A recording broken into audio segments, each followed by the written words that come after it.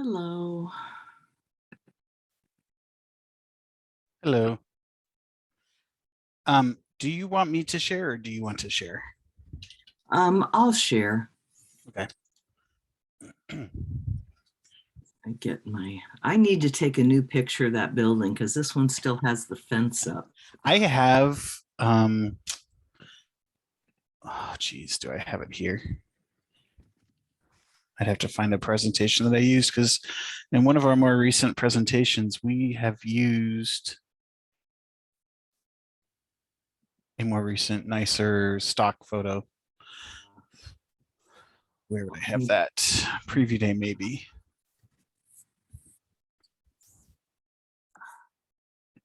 Let's see. Do you want me to stick it in if I can? How? Are you using the one you put in admin or are you using your own machine? I'm using my machine. Okay. So I need to remember how to do this. I think I have to share it and then start the slideshow, but I'll see what happens. I can never remember how to get it to work right. Okay, I think it's this one.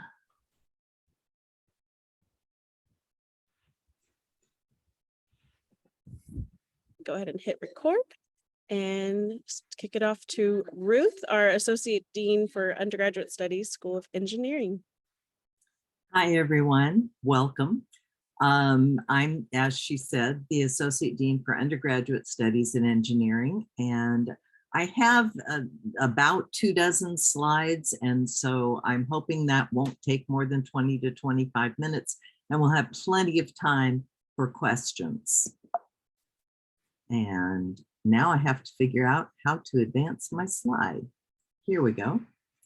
So our goals for orientation, we want to welcome new members of the Santa Clara family. It says introduce you to SCU educational philosophy, but I expect you already know something about that, but we'll remind you. I'll share some of Santa Clara and the School of Engineering's history. And we want to get students started off in the right direction. So separately from this, your student has been meeting or will be meeting with a faculty advisor, register for fall classes. They'll also get a peer advisor in the fall, and they can optionally sign up to get a mentor as well. So Mission Santa Clara was formed in 1777. Santa Clara College started in 1851, the oldest institution of higher learning in the West. The School of Engineering didn't start until 1912. So we've been going for well over 100 years now and going strong. We were the first co-ed Catholic university in California, not until 1961, which is kind of embarrassing, except it's more embarrassing for the other Catholic universities, I think. So this statement comes from the university's mission, and I don't usually just read slides to you, but I like this quote. As an academic community, we expand the boundaries of knowledge and insight through teaching, research, artistic expression, and other forms of scholarship. It's primarily through discovering, communicating, and applying knowledge that we exercise our institutional responsibility as a voice of reason and conscience in society. And it also mentions a little further on in the university's mission that we have a commitment to fashioning a more humane and just world. And all of that fits very well with the mission of the School of Engineering. We want to prepare students for professional excellence, responsible citizenship, and service to society. We really do consider ourselves engineering with a mission, with tongue slightly in cheek on that, as we're certainly the only campus with a mission on site. But we have a mission to serve our students, our local area, and the world. And we have a very good mix of rigorous academics with project-based learning and values-based education so that our students learn to become leaders of tomorrow of competence, conscience, and compassion, and they'll be very well equipped to face the engineering and ethical challenges of the future. Now, everyone would say they have the perfect combination of theory and practice, but we really do. So we feel that it's very important that students get the fundamental theory so that they're not just through the practice that they do and the projects they do able to work with state-of-the-art equipment, but they'll have the foundation so that they can be inventing what comes next. We really do have true four-year programs. Most of our students, do graduate in 4 years.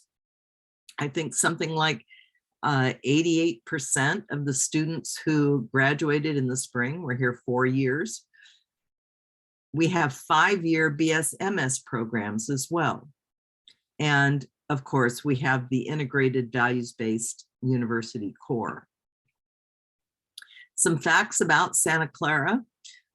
This gives more than you probably want to know. Number of undergraduate majors and minors. So what I have here is numbers for the university, and then underlined, I have the corresponding numbers for the School of Engineering. We have 8 majors and 8 minors in the School of Engineering. We have 8 MS programs, 3 engineer degrees, and 3 PhD programs. We have a little over 1,000 undergraduates and a little over 600 graduate students. In terms of faculty, we have 71 full-time and 53 part-time. Now, you might think that's an awful lot of part-time faculty, but the part-time faculty are those who are teaching in the graduate program. We have a lot of part-time faculty in the graduate program who work in the local industry and like to come and have access to our graduate students and also share what they're doing in industry and really sharing the state of the art with us. The undergraduates are taught by the full-time faculty. In fact, it's rare for undergraduate engineering courses to be taught by part-time faculty. Our first year retention rate for the university, 93.6, for engineering, 94.6%. The undergraduate 6-year graduation rate for those who started as engineers is 91.9%. Now, 6 years sounds like an awful long time, but that's the number that gets reported sort of nationwide. Different schools will report their 6-year graduation rate. The 4-year graduation rate, I should have looked it up and I didn't just now, but it's in the high 80s. And so there's only a few percentage of the students who actually need to go a little bit longer. 96% of the first year students lived on campus before the pandemic.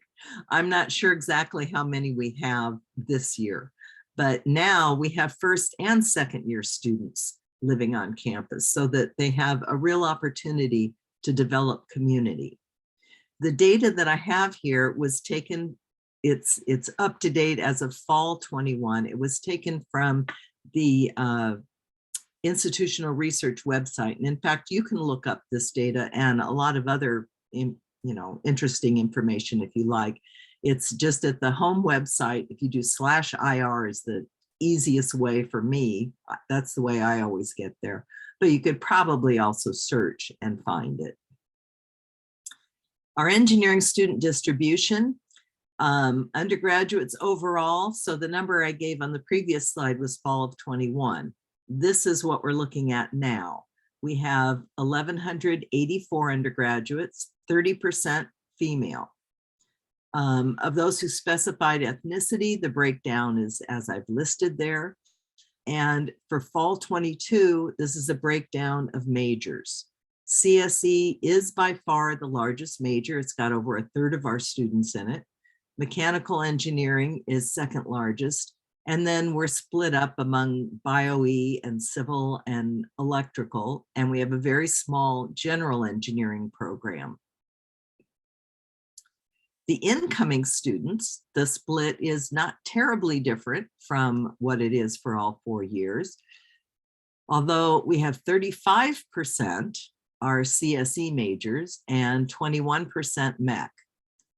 We have 412 new students, 392 first year and 20 transfer, and 146 female students. That's 36% of the first year students are female. That's the first time we've been over 1/3 entering students, female first year students, and we're thrilled about that. So university core, the goals of the core: provide students with knowledge, habits of mind and heart, and ways of engaging with the world, prepare them for professional excellence, responsible citizenship, and service. And we want to educate students for leadership with competence, conscience, and compassion. So under each of these areas, the knowledge, the habits of mind and heart, and the engagement with the world, there are several different sub-goals in each of these and student outcomes in each of these areas. And I'm not going to go into a great deal of detail about the core, but I do want to say a couple of things. Couple highlights: the critical thinking and writing sequence and the cultures and ideas sequence. They're different because they are essentially, each is one course that lasts 2 quarters. So it's called a sequence, but it's the same instructor, same students for each of these sequences. So the CTW 1 and 2, the students are all pre-enrolled in it for fall and winter, and they will have the same students with them, the same instructor at the same time, I think in the same place, although that sometimes can change, for both fall and winter. The cultures and ideas sequence is another one that works like that. Most engineers are not taking that yet, but some of them will be. And again, it's a course that essentially lasts 2 quarters. So it's one course, you enroll in the first one and you're automatically enrolled in the second. The core also includes a couple of participatory type classes, goals, core goals, student outcomes, one for civic engagement and one for experiential learning for social justice. And pathways are a unique feature in our core curriculum. Pathways are clusters of related courses. Some people have called it a mini minor, but it's different from a mini minor in that this is a cluster of courses that are focused on the same theme, but not necessarily the same discipline. In fact, the idea is to address a common theme through a different perspective from different disciplines as you go through. Now, here's a summary of the core requirements. Every student does have all of these core requirements. It's the same for every undergraduate. However, we do satisfy some of them in different ways. And I had some people ask about the core and the requirements of the core when you were putting questions in. So I wanted to be sure to cover this. On this summary, I've decorated some of the requirements. So first of all, there's this big block on second language. We do have a second language requirement, but engineering students meet that requirement by having taken 2 years of a second language in high school. That's also an admissions requirement, so I'm pretty sure they all have it. Now, this doesn't mean we don't think second language is important, because we do. I just think it makes a whole lot more sense to try and pick up a second language, say doing a study abroad, where you might actually pick up the language when you're living in a situation where you have a real ability to use that language and to study it while you're doing a study abroad. I don't know that one more class in a second language is really giving you the kind of fluency that you would get if you did it another way. Now, some of the other things that are starred on this slide: mathematics, civic engagement, arts, natural science, and science, technology, and society, and advanced writing down below. These are all taken care of by requirements for your engineering major. So these are not core requirements that you would have to take another class to satisfy. They're all mapped into the courses that you must take for the major. The other thing about the way engineers can satisfy core requirements is you can take one class that's been approved to satisfy more than one requirement. So it is possible to satisfy, for instance, the social science requirement and the cultures and ideas 3 requirement with one course like Poli-Sci 2. There are several opportunities for that. Nearly every student will double dip at least once. Several double dip twice. It's unusual to double dip more than that in the core. So we usually assume that our students are taking 10 courses across the 4 years to satisfy the core curriculum, humanities requirements anyway. Now, 4-year curriculum. This gives you a breakdown for mechanical engineering, and it shows that of the courses they have to take, 40% are offered by mechanical engineering, 14% are other engineering courses. Math and science makes up 18%. The core humanities requirements make up 26%, and that leaves a whopping 2% totally free, no restrictions electives. That looks pretty awful, to tell you the truth, but it isn't as bad as it looks. So the 2% generally, in 4 years, an engineering student will take about 50 classes. So 2% of that is one class. Now, they have a lot of choice within these other categories. So it really isn't quite as restrictive as it looks.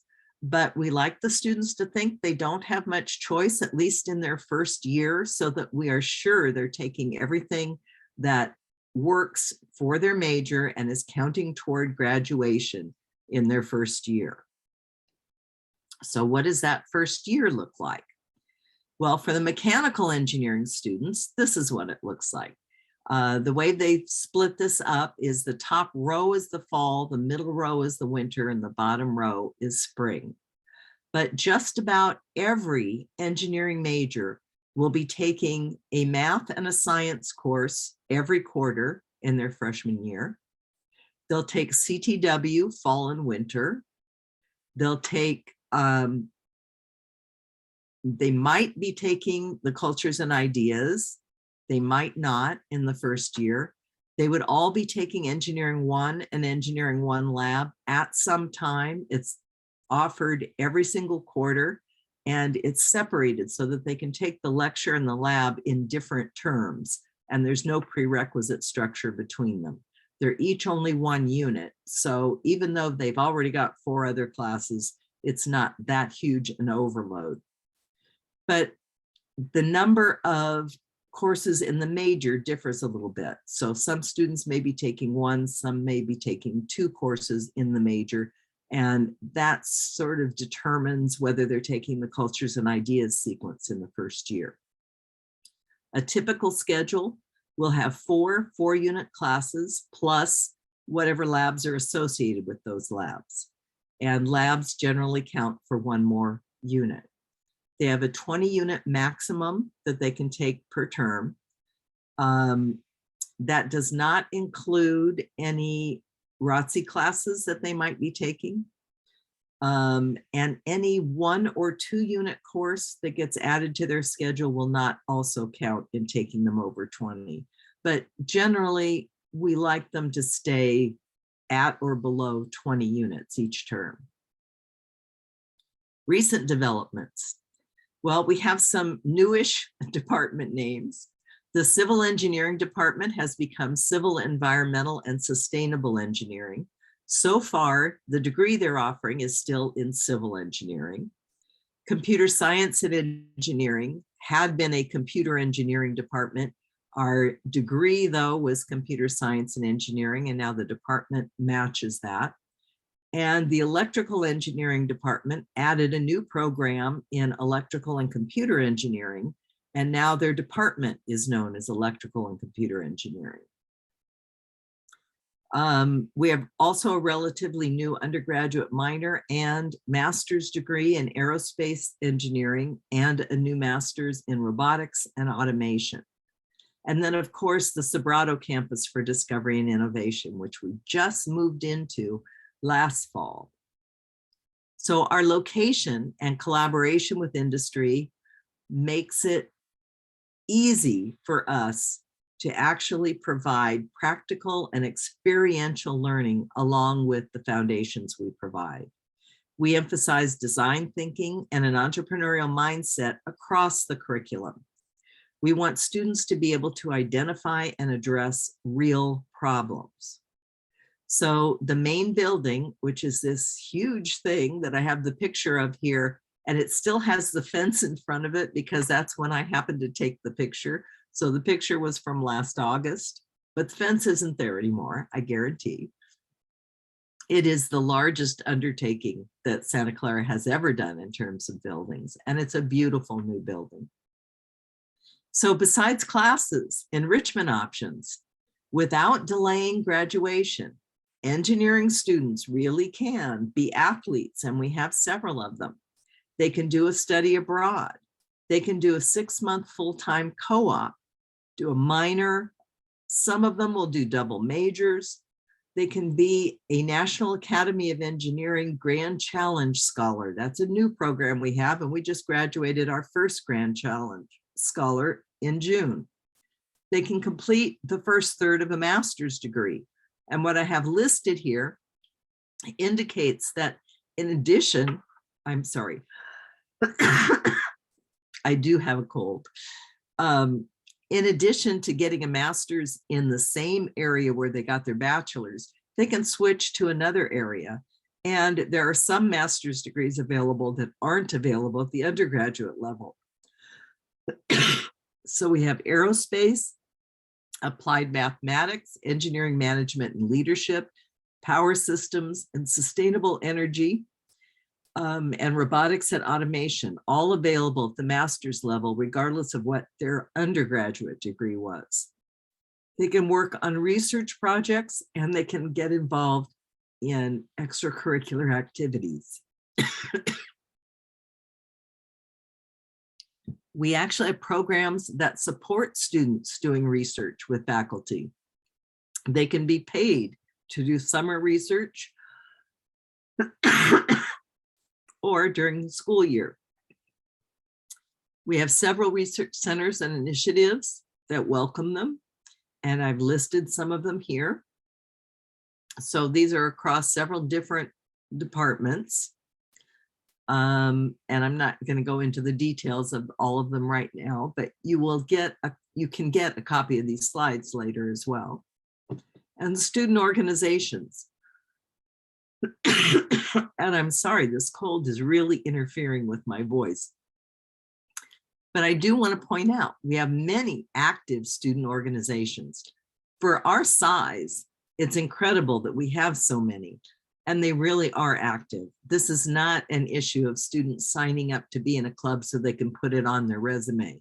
They run all sorts of programs throughout the year, every single one of these groups. Some of them are specific to individual majors. So we have the professional society for each of the majors. Some of them are by interest. Some of them are focused on diversity and inclusion. So there's several different opportunities here, and students can belong to and contribute to multiple organizations. Projects abroad. Again, we actually do have a group headed to Rwanda, I think in about 2 weeks. So we have not been traveling for the last couple of years, but we do have projects that are continuing, and we will be doing more travel to them as things get better with COVID. There are also other projects that don't necessarily have to involve travel. We did the tiny house design project. We do satellite tracking. Our robotics systems group also does the satellite tracking, and they have had satellites turned over to them by NASA so that they are completely in charge of all communication with those satellites. The Concrete Canoe is a fun civil engineering contest that's done every year at their annual gathering. And we have just lots of projects that are available. There are lots of co-op and internship opportunities. We do have a career fair that's focused on internship possibilities, usually in January or February, but we also have one in the fall. It's our STEM one, I think, is in January or February, but these companies are there at every career fair that we have. And the nice thing is that they are so close. So it is possible for students to get to a company and do an internship very close to campus. I want to be sure that you're all aware of the Family Educational Rights and Privacy Act. So FERPA covers privacy of student information enforced by the registrar. It means we can't share with you anything about your son or daughter. What I found not surprising, because I've known this for some time, is that we can't report their grades to you or discuss their progress or lack of it toward their degree. Surprisingly to me, it also means we can't share with you what they owe. So your son or daughter can sign a waiver. They can also set you up as an authorized payer, so the university can notify you when a bill has been posted, because ordinarily they will not. So I want to introduce a couple of students. I have 3 names here, but they're not all here today. So today we have Mac Atencia and Zara Sharif, right? And I'll let them introduce themselves. So Mac, you want to go first?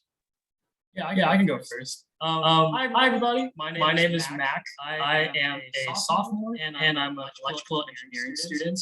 A lot of my involvements, I try to diversify them. So I am the service chair for the engineering fraternity, Theta Tau. I am the events and activities coordinator for Arcata, which is our Filipino club on campus. And I'm also the bonding chair for Hypnotic, which is our hip hop dance team on campus. And I'm Zara. I'm a rising junior and I'm studying mechanical engineering. I have a few different involvements as well. I am a program coordinator for the Santa Clara Community Action Program. I'm the STEM chair for one of our business fraternities on campus, and I'm also involved in a lot of the professional organizations like ASME. And yeah, and I'm excited to answer all of your guys' questions.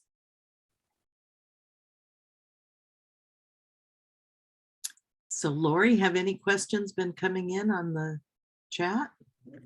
Yes, so we have one question or two questions. Is one of the reasons for going longer because they can't get into the classes that the student needs, or is it that classes are available each quarter and it's a student related issue for the reason why they take more than 4 years for the program? It's generally a student related issue. It may be that someone had to, I don't know, that all sorts of special things. I mean, people might take time off. What I assume you're concerned about is students being able to get in the classes when they need them. If they take what we tell them to take when we tell them to take it, they will graduate in 4 years. And we do manage to get them all into the classes that they need. Sometimes it will look like they can't get in. So for instance, one panic button area for students is as they're trying to register for physics in the winter, they go, everything is closed. Well, yes, at some point, everything will be closed, but we will still get them into a class. So the physics department will reserve a certain number of seats so that they can balance it out, okay, in putting the students who really need it in order to get them into a section that works with their schedule. So we do a very good job of getting students into the classes they need. I have never had a student not graduate because they couldn't get a course, you know, that they were locked out of a course for some reason. Awesome, thank you. The next question, can students take classes from community college to fulfill SCU's core courses? No. The university's policy right now is that after matriculation at Santa Clara, a student can only take at most 10 units to transfer in, and they have to be to free electives. We sometimes get exceptions made to this rule, and frankly, in engineering, we have been pushing a change to the rule, but it has not been changed yet. So right now, you simply cannot transfer in units toward requirements after you've started at Santa Clara. Thank you. Just a few more questions that have come in. Sorry for the background noise. What technology is recommended, a MacBook or HP? And are there any spec recommendations? So let me ask the students first. What do each of you use? Yeah, I can talk about this a little bit because I did a lot of research because I had this exact same concern. I learned that and when you're going into the School of Engineering and doing all of your engineering courses, you need a really powerful laptop that can handle all these intense programs. And generally, these programs are a lot more compatible with the PC Windows environments.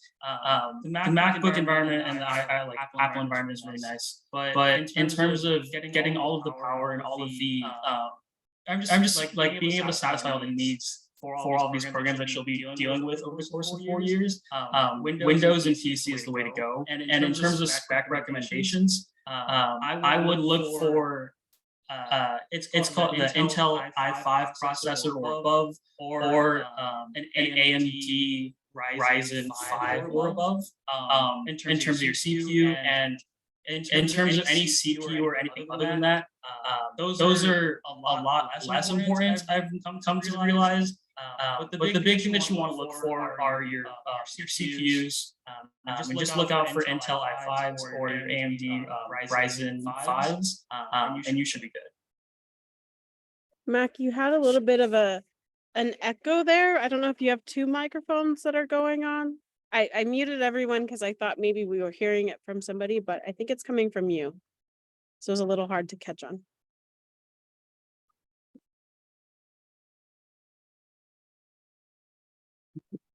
Zara, did you want to say anything about computing? Yeah, sure. I think Mac hit a lot of it, especially with like his electrical and computer engineering background. But I would also just completely agree. I personally use a PC, and it's so much easier than using a Mac. You will have access to like be able to try out different ones and see what your student likes, versus like between like Linux or like different items that they would want to choose from. They have the opportunity in the beginning of the school year, but if you want to like get your student set up beforehand, I agree with Mac, and I would just say going PC or like a Microsoft item is a great option. I do know some people who were in mechanical engineering with me in their first year and had a Mac, and one of the classes that you have to take is Mech 10, which I think was shown in the presentation, and people had to download like a virtual machine, and it's just like another step that people have to do. And I think that tends to be for a lot of different classes, not only within mechanical engineering. So yeah, basically I would completely agree with Mac and just say like going PC is probably the way to go. And he has all of his different specs that he mentioned. And I also agree with that, and ensuring like your RAM is like up to speed and things like that are also really important, especially because you are going to be doing so much of your work on your computer. Or you, in addition, you could also have like an iPad or something, or tablet. Oh, and yeah. Okay. And I would say it is a little bit specific by major. If you're a CSE major, it doesn't make any difference. It's whatever you are most comfortable with. But there is specific software for mechanical engineering and apparently some in electrical that it's easier to deal with a PC.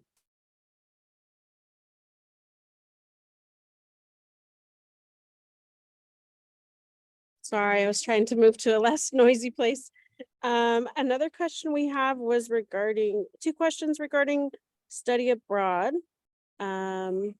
Is study abroad term recommended for engineering students? Does it impact their 4 years, and what's the best year for them to study abroad?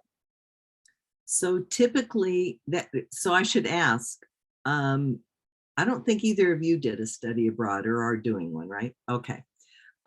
Typically a student will do a study abroad for the fall term of their junior year. That's the easiest one for nearly every major. And each major has put together a plan that shows what order you take classes in if you're planning to be gone for that term. So you can see some of them just give it as advice and tell you when to take the classes that they ordinarily would have at that time. But it is possible. It's possible in every single major. And a couple of majors give you credit just for going abroad, regardless of what you take. So in both the electrical and computer engineering department and in the computer science and engineering department, they have this professional development or integrated education requirement. And there are a lot of different ways of satisfying it. But one way of satisfying it is just doing a study abroad. All you have to do is be sure you're a full-time student while you're doing a study abroad, and it counts for that requirement. Most students will be taking courses that also count for requirements while they're doing the study abroad. But at least these two departments have said it's important enough. We want to give you credit just for doing it, even if you don't take any technical courses. Awesome. Awesome. Great. Thank you. I have, I believe, 2 more so far. A question specifically for the students. Do you use iPad for taking notes during lectures? Yeah, I actually use an iPad to take notes. My laptop is mainly used for like items outside of the classroom, like if I have to write a report or like different technologies that we have just like for a laptop specifically. And I just coordinate my laptop and my iPad and my laptop so that I can access my notes on either device. And for me, it's a lot easier, but I will say for my high school career, my school had also given me an iPad, so I got really used to that. So I would say choose whichever one your student is more comfortable with. And like different things work for different people. I know a lot of people have iPads, but a lot of people also prefer taking handwritten notes because that works better for them. So yeah, that's my advice. Yeah. I just wanted to check, is this working better for everyone? Awesome. Yes.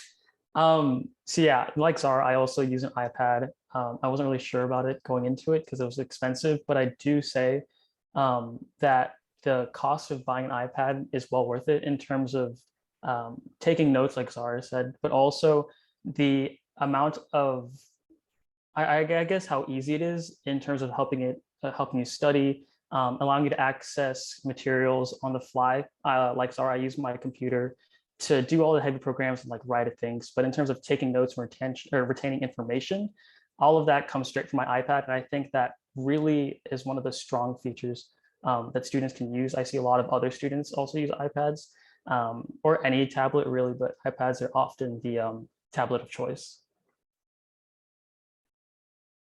Awesome. Thank you both. Another question I have is back to the question about the community college courses being transferred to SCU. They just wanted to know a little bit more about the SCU policy, since UCs accept courses from community colleges, but SCU doesn't.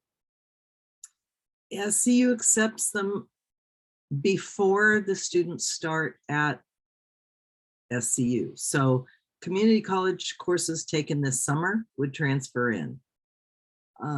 And of course, we have transfer students who take a couple of years at a community college before they transfer to Santa Clara.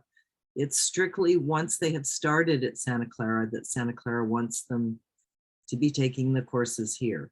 If it's, as I said, there have been exceptions, like if someone's really going to have to delay graduation or something like that, but they don't ordinarily let them transfer in. Awesome. Thank you. A few more that are coming in.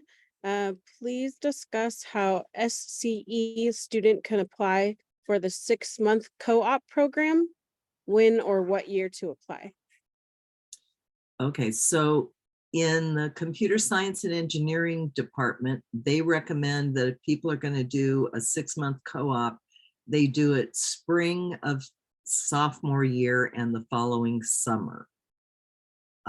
That just seems to be the best time to do it. And it's probably different by major. So you need to plan for your major, which courses you're going to move to other terms. And you work that out with an advisor. Not very many students actually do the 6-month full-time co-op. It's more common for students just to do internships during the summer. And sometimes that leads to part-time jobs during the school year. The official co-op requires signing up for it as a class, and it requires writing a paper on what you did. So most of our students don't bother because what they really want is the internship experience. However, our international students don't have that option. They can't get an internship unless it's through the official co-op. So it's largely the international students who take advantage of the academic co-op. Awesome. Thank you. We've gotten quite a couple, so I'm going to go through them. we had talked about what computer is, or I guess it was. But there's another question about computers, if it's better for the program to have Apple or Windows. So maybe for the students, and then for an additional for the students, any recommendations on textbooks? Do they need them on day one? Yeah, in terms of the computer question, we kind of mentioned it before, but a lot of it comes down to what you're doing. It just so happens that for a lot of the engineering programs and what you're going to be doing for your courses, Windows is typically the more efficient option. And in terms of the textbooks, a lot of the textbooks are not necessarily required on the first day. And oftentimes the professors will, or it varies professor to professor in terms of whether or not they're going to rely on the textbook very heavily, or if they're going to just take bits and pieces from it that they'll just upload on their own. And so I wouldn't necessarily recommend going out on the first day and buying your textbooks right out. If you are concerned, I would say email your professor and get their specific recommendation. But I would just say wait a little bit. Awesome, thank you. One of the two more that we have. When can a student change their class schedule after they have met with their advisor? So what's going on in the advising and registration sessions during the summer is we have a student meeting with an advisor and registering at that time. After that time, after that, session that they've had, their registration window will close until the weekend before classes start. And then everything opens up and students can swap classes out and change things as they want. Awesome, thank you so much. Another one, given that the parents, due to FERPA, they can really only have the authorized payer, what are the things that they should be keeping track of so that they don't need to use panic buttons? Okay. Well, for one thing is your student is able to file a FERPA waiver for as much information as they want you to see. So they can do that. They can indicate that you can find out about their grades, or they can say you can find out about their enrollment, but not their grades. They say you can find out their financial information. That's all up to the student.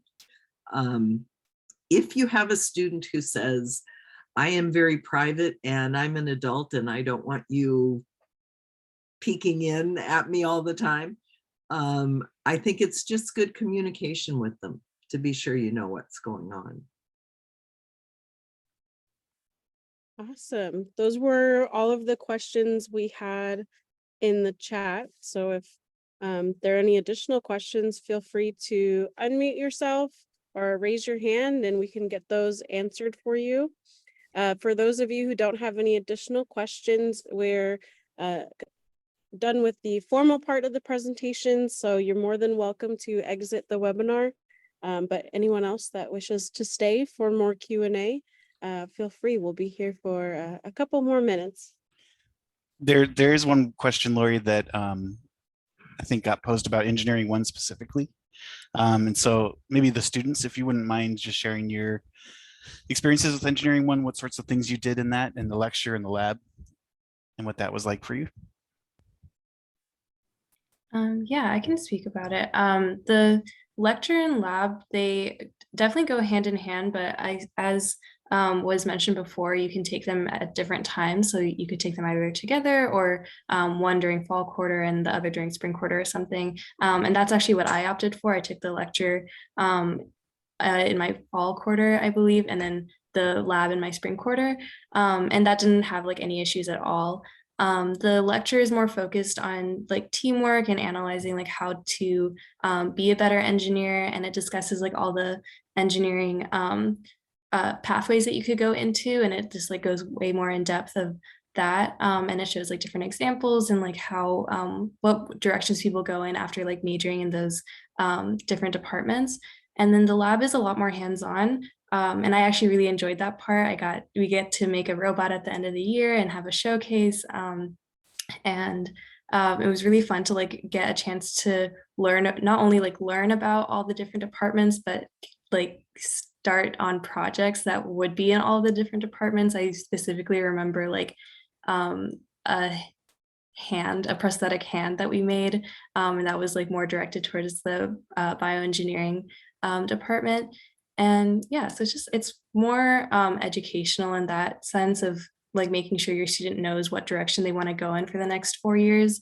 And it just like involves a lot of insight from the different departments, and ensures like you either, if you know what you wanted to do, it like provides more like insight that you know that you are confident in what you want to do, or if you realize like, oh, I don't know if this is actually what I want to major in, then you can go in a different direction and you have all that information. And it's also a great way to meet other students that are in different departments as well. Yeah, Zara basically covered everything.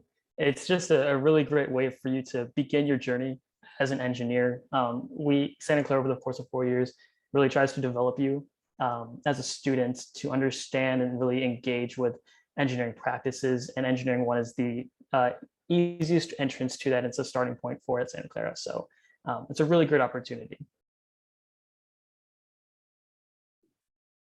Awesome, thank you both. And for the students, do you recommend any school supplies that need to be purchased before school starts?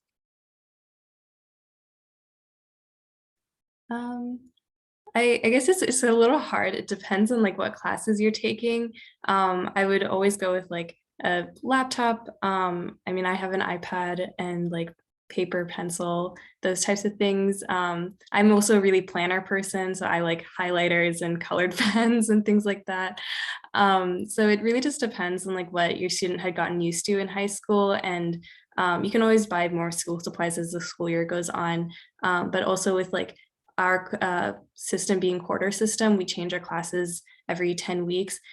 So those school supplies might have to change depending on what classes you are taking. But typically like if there are like extraneous like items that that the teacher would ask for, they would usually say that in the syllabus. So I would just like follow that, and whatever else that your student like feels more comfortable with during the school year, I would just include that on the list as well. Yeah, and then like a couple other just quality of life items, like you're walking around a lot, so like get a quality backpack you can invest 4 years in. Get a reusable water bottle, which is really nice. Like Zara said, not every there are some professors that are very strict about iPads and technology. So pen and paper are very safe bets, but if you do have your laptops, iPads, those are really good too.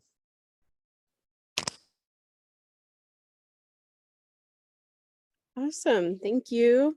I think one last one about printers. Are there printers available in students' dorms, or should a student bring one?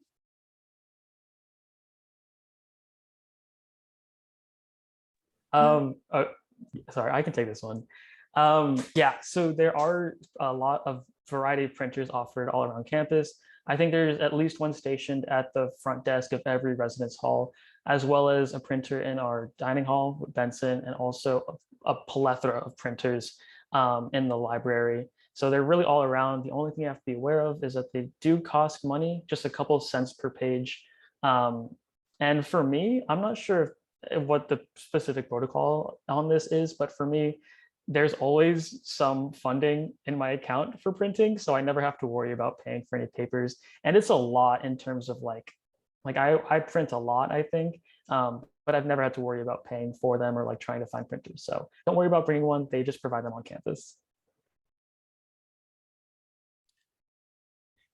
If I can add to, sorry, everybody, I know I didn't introduce myself, but my name is Shane Wibato, and I work in undergraduate programs for the School of Engineering.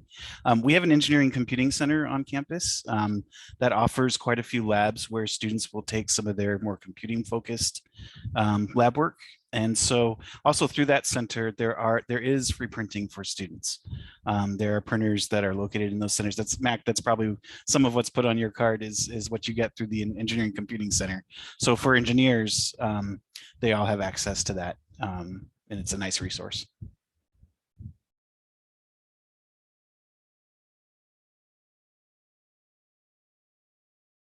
Awesome. Thank you, everyone. Those are all the questions that I had either submitted in the chat or directly to me.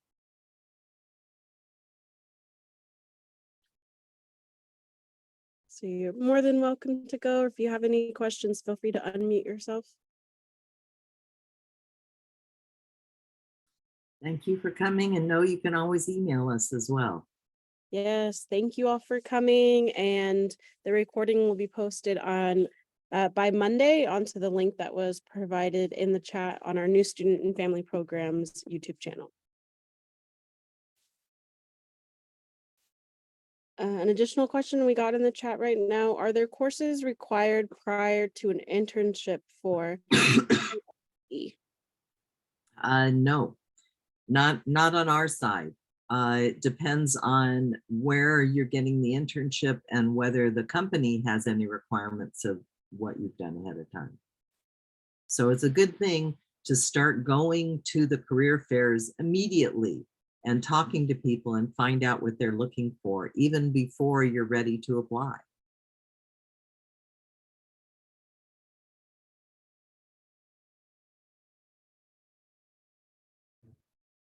Awesome. Thank you, everybody. If there are no further questions, we'll formally end the webinar for today. And thank you so much to our presenters and our students. It was so helpful to have all of you to answer a lot of those questions, especially for students. It's definitely important we get the student perspective and, you know, iPads to computers, supplies to how classes are. So thank you all so much. And we're officially done with this session. Good job. Awesome. And I'll see you all for the next session. Thank you, Mac and Zara.